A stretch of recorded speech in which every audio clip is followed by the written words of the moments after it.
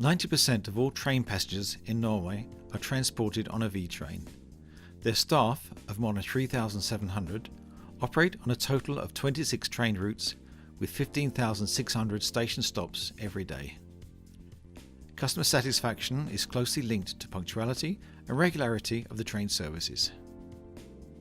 The V Operations Centre in Oslo operates 24/7, 365 days a year, constantly monitoring the train services, utilising SIM modules in daily operations like the duty roster, logging of visits to train cockpits and issuing of access cards. Any deviation from normal operations are also logged in SIM, either automatically from the Rail Track Information System run by the Rail Administration Bane NOR, or manually logged by staff.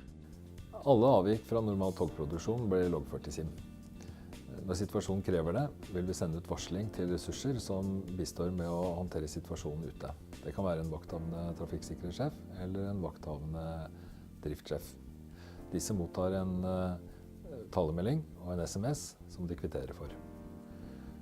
Da vil de også finne tiltakskort som hjelper dem med å håndtere situasjonen etter de rutiner som beskrevet. In the event that the incident requires management actions, it is registered as a new case in SIM. Crisis management is then automatically alerted and can log into SIM and take further actions. Head of Press Relations, Olga Christopher Lundeby, has been using web-based crisis management solutions since early 2000 and SIM since 2007. He is instantly alerted when operations are not running as normal.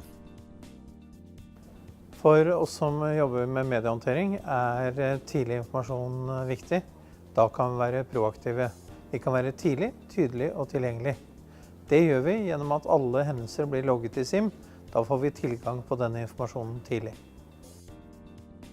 The use of SIM as a daily tool for logging of all activities also has advantages in the event of a more serious incident. Ved bruk av SIM i det daglige så gjør vi alle våre ressurser kjent med verktøyet, sånn at hvis det skulle oppstå hendelser, så har vi verktøyet i fingrene og slipper å bruke tid på system, men håndtere hendelser. The use of SIM daily as a tool for logging all activities is helping V stay ahead of the challenges and take a proactive approach to incident management. Gjennom forebyggende arbeid ønsker vi å redusere risikoen for at hendelser skjer. Det mye mer effektivt for oss å jobbe proaktivt enn at vi skulle ha behov for å organisere opp en stor organisasjon for å håndtere hendelsen i etterkant.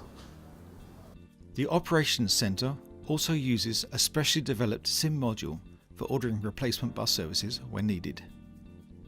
In such a situation, the operator can handle the request for transport via automated messages to bus companies.